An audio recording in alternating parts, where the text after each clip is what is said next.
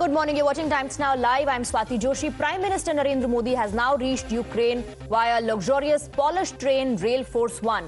Going to the Ukrainian capital Kyiv is seen as a bold move, especially considering the ongoing Russia-Ukraine war. Let's go across to Rishabh. All eyes, in fact, are on the high-stakes talks with Zelensky. Rishabh.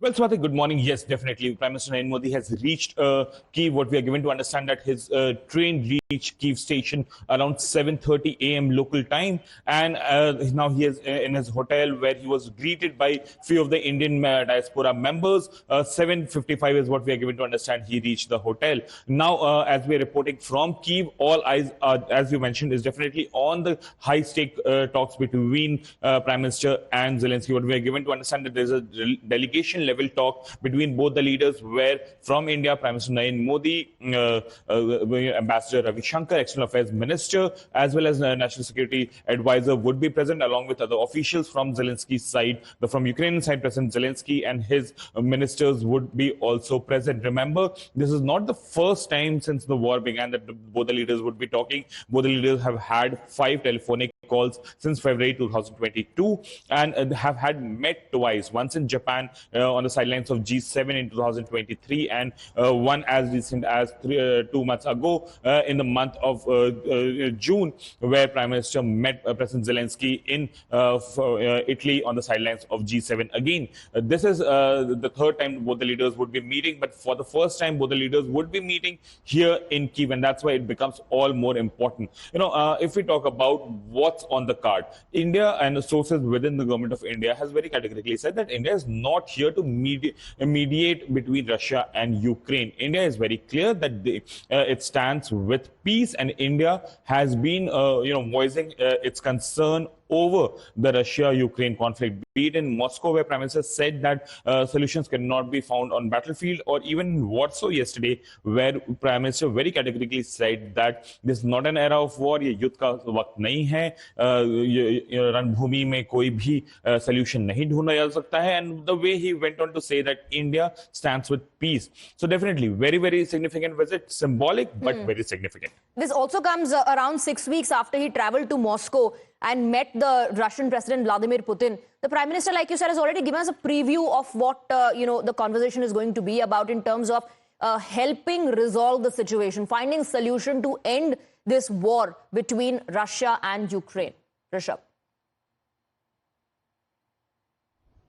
Well, definitely, Swati. If we talk about Russia-Ukraine war, it's not just a regional war that we are talking about. With Russia-Ukraine conflict, the supply chain has been hit. The way there has been issues with the food grain movement, there have been issues in the free movement regime in the area. Mediterranean is affected. Europe is affected. West Asia is affected because of this war. A lot of Africa is affected because of this war. The way things have been affected because of this war is something that India is not comfortable with, and India has voiced its concern on various platforms, be it at G7, be it at in G20 for that matter. Remember, amid all this in the divided world where West is not seeing Russia eye to eye, and Russia is not even ready to participate in things where the Western leaders are participating for that matter. Even in G20, President Putin did not arrive for the G20 in New Delhi, and his foreign minister Sergei Lavrov came for the meeting. The way Russia has been very clear that they are not going to sit with West.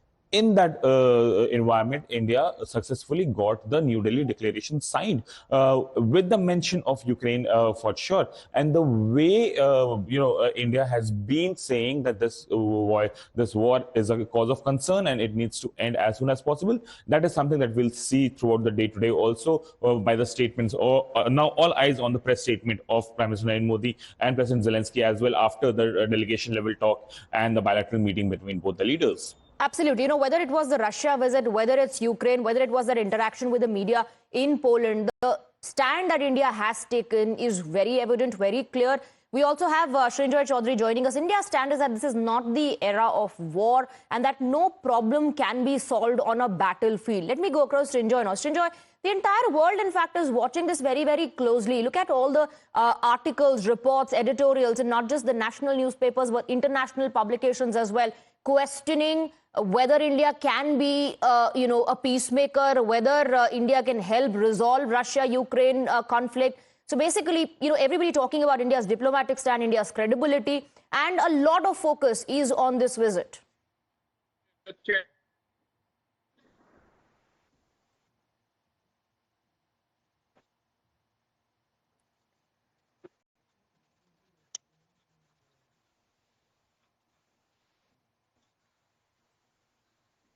Srinjoy, can you hear me? Yes, undoubtedly. There are two or three things that have to be kept in mind. The first, and many Western countries have said this, also Brazil, which is a BRICS, is that India has very close ties with the West and Russians. India is perhaps the only All right, we're losing that line with Srinjoy. We'll connect with him again. Let me meanwhile take that question across to Rishabh. Rishabh, the entire world is watching this very, very closely. Can India play the role of a peacemaker between these two nations? Can India broker peace? Those are the kind of discussions happening around the world.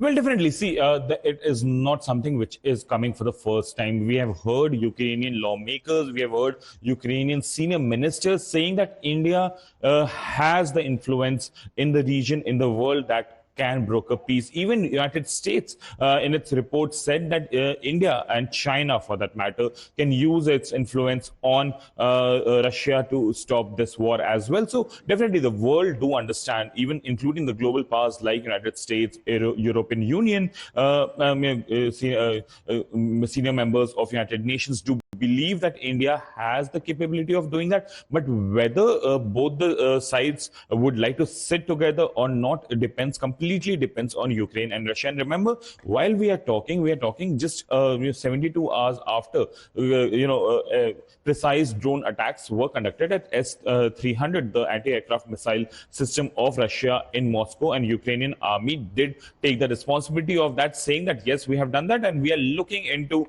the effect of it on Russia. Russian security advisor have very categorically said that no further discussions will happen till the defeat of Ukraine. So both the sides are now up in ante, and then both of them are not ready to blink first, and that is something that is a major cause of concern. So for any peace to be brokered, this is also a very important moment in India's global diplomacy. Let me bring in Srinjoy again. Like Rishabh was pointing out, Srinjoy, this is not just a war between Russia and Ukraine. It has had impact on multiple factors.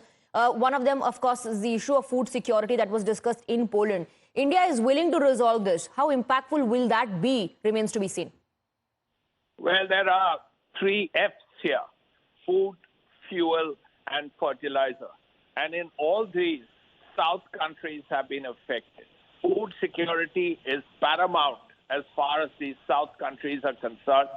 And as a result of the war, because Russia and Ukraine produce so much grain, many countries, including India, have been badly affected. The same applies to fuel, because fuel prices have gone up because of the war, because of the uncertainty of the war, as also fertilizer prices. As far as India is concerned, there are really 2 options here, because many countries in the world believe, Brazil, the foreign minister of Brazil, who is going to be here very shortly, has told Times Now that, look, there is one country that has good ties with Russia and has very good ties with the West, and that country is India. If India forward and tries to end the war, then the possibility of that becomes more positive. And there, countries like Brazil will be able to stand up and say, we will support India in this. Brazil is a member of BRICS, which is, of course, a country Russia is part of. So as a result, India has a very unique position, and a position where it can at least move forward and try to end the war. Of course, it's up to Ukraine. Of course, it's up to Russia. But India can find a way forward. And that's a very positive development. Right. Srinjoy and Rishabh, stay on with us. Of course, the Prime Minister is in Ukraine now, and all eyes are on those high-stakes talks between Zelensky and Prime Minister Modi. And day before his visit to war-torn Ukraine, Prime Minister Modi specifically said that India firmly believes that no problem can be solved on the battlefield and urged for early restoration of peace and stability. Listen in.